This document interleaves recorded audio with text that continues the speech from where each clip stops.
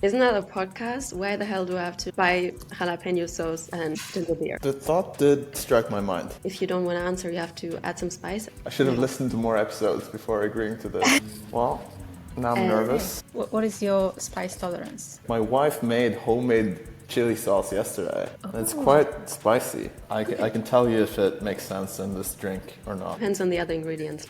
Honestly, I'm pretty skeptical about this drink. What type of poster would you put on the wall? I actually used to have like a Kanye vinyl embed thing. I'll show you over here. It's like that thing you can see there. Yeah. Didn't really fill the space. So lucky that I bought a 6-pack a week ago. I love Fever Tree. This little lime wedge. Are we ready? Do I put hot sauce in now? Yeah. There's too much garlic and ginger in this hot sauce for this to be good. I can just tell. Cheers. Cheers. Have you done something illegal? I think I'm generally law-abiding, despite being quite averse to like authority. You can add the spice. I've definitely taken the subway without paying for it. I'm drinking the spice now. I added some spice. The most inappropriate thought that you had in a serious situation. You guys aren't joking around. This is like very difficult questions to ask. I don't know if it's truly inappropriate, and I'll add some spice regardless, but like there are conversations and things happening at work and in crypto where I'm just like, fuck this shit, I'm done. I don't know, somebody launching a meme coin on a Friday night, or in university I had this mantra that the world is easier if you just see it as binary. And so I tried, if I had a situation where I was unsure about a girl thing, I would just boil it down to yes or no. And I abandoned that life philosophy after a while. Back to the spice, because the spice must flow. We share an inspiration. Your mom, dad, or sibling say something about you, and you're like, don't reveal that about me. What would that be? So I had this like this not so good period before going to university. At that time, I was the lead singer in a hardcore punk band. Did essentially screamo and played guitar. But I also got into like some really bad rabbit holes on the internet. I was kind of depressed. I bought books on like chemtrails. On the verge of going down this like very bad conspiracy theory. I think I would be very embarrassed if people knew that, and now they know, so. Now that you revealed it yourself. I don't believe in chemtrails anymore. I do believe in them because Lana Del Rey sang about them. The partnership collaboration that if you were doing it now, you wouldn't do it. There are many personal relationships that I think I probably didn't belong in before, like girlfriends. What's the most awkward thing you've done on a date? This is a little awkward. Great. It was not really something I did, but it was done to me. I was pooped on by a seagull during one of my first dates with my now fiance. It's good luck.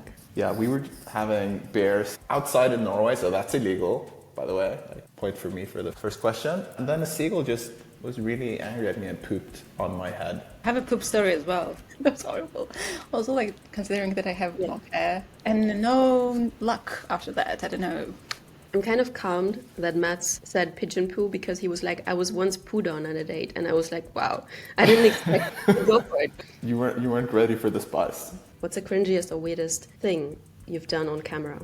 I mean, this is probably up there, but there are also videos of my hardcore punk screamo performances. There's a video of me during elementary school singing a Beatles song, and I was pretty much tone deaf at that point. What was the song? That I'm trying to remember now, but it's definitely a song that has tones. You know, it's just not one tone. I can generally like pick up a guitar and play the notes that I hear, but I don't have a good commandment of my voice. Okay, so in the punk rock band later, you were not the singer. I was the singer, but that's like screamo. That's like, it's, you don't need as much nuance. I had a question about dashboards, and if you were reimagining your life through that, like how many dashboards it would have and what would be the different categories of them? Maybe there's like one like main dashboard. There would be like a section of my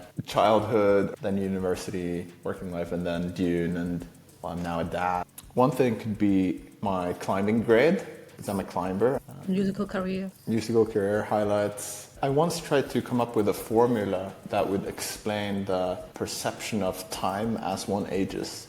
Do you have belief systems? Some of the code in production are sending humans to the moon. It's all just code.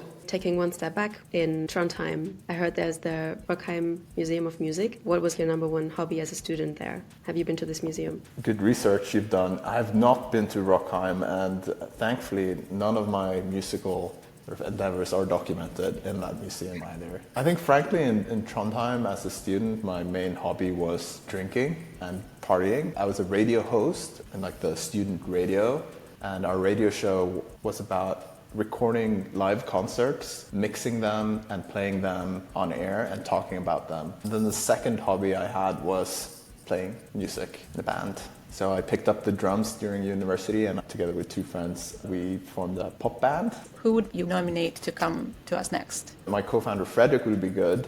Is he a rock star too? Oh, God, you should ask him about that. He's Noted. not a very good karaoke singer, I can tell you that.